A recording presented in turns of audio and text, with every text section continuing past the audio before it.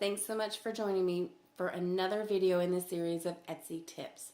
We are going to start a series about photographs, and in that, the first place I thought we would start would be backgrounds. I'm going to show you a very inexpensive background today and what I have found to be a huge help in keeping my photographs consistent in the shop.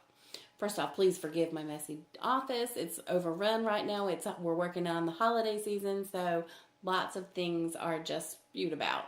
The second is I kind of sound like Kermit the Frog, and I'm super sorry about that.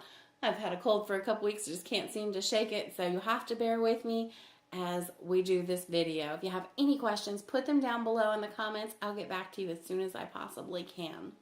So today we're going to talk about backgrounds. The background of your photographs are absolutely imperative. It keeps the look of your store consistent, and that to a buyer means a lot. When you pop into a store and the photographs are consistent and all look semi the same, it gives your store just a really pretty cohesive look, and it makes it look more professional. So you've got a professional photograph, you've got a professional looking store, and it gives your buyer a great impression. It shows them you have pride in your product, you take your business serious, and it just gives them a better sense of ease in purchasing your product, because it just tells them they're going to get good customer service. They're dealing with a very serious business person, and that's important when you're making a purchase online. So here we go, guys.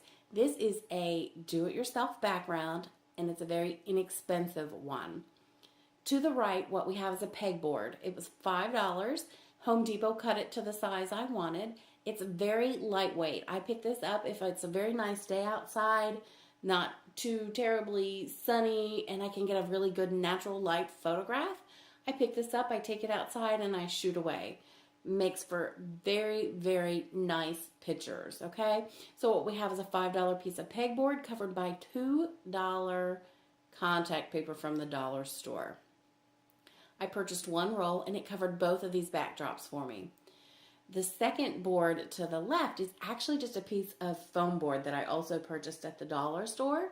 So for $1, I got a small background, consistent look to the larger piece. But it's something simple that, you know, if I'm shooting indoors one day, I have some good lighting inside, I can do that. Or if I have something that I need something small, but I also want to use the outdoor natural lighting, I can pop it on my front porch and take pictures, whatever the case may be. But it helps immensely to have both sizes and both weights.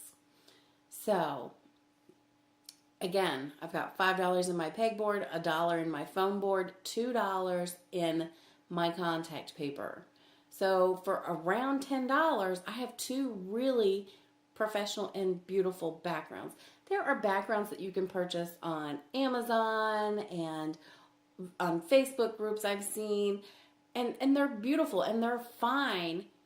It's how much you want to put into the background, or how much you're capable of putting into the background of your photographs.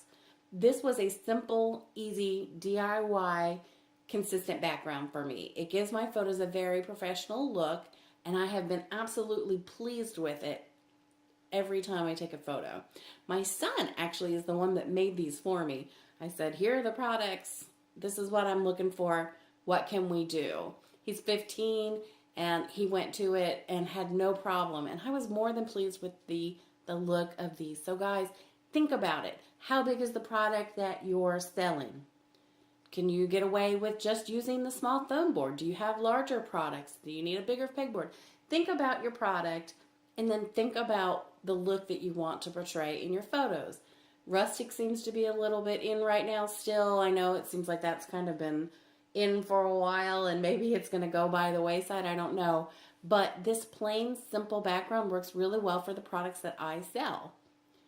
So that doesn't mean you can't say, hey, you know, I want my products to really pop, so I just want a plain red background, or I want a plain white background. There are hundreds of colors and designs from contact paper, and you can get them all very inexpensively at the Dollar Tree, Dollar General, Family Dollar, all those types of places. So go in and check them out. Take a look at what your product line is and the presents that you're trying to present to your customers. So guys, if you have any questions, if you have any questions at all, leave me a message below. I'll get back to you as soon as I can.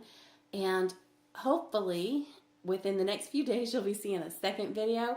We're going to make an indoor light box that I use with the foam board on days where I really just can't be outside photographing, but I need still the look of the natural sunlight. So guys, leave me messages, subscribe, because there is a lot more coming in the months ahead. I hope you're all doing well, and I hope you will come back to watch our next video in our Etsy Tips series. Thanks so much and have a great day.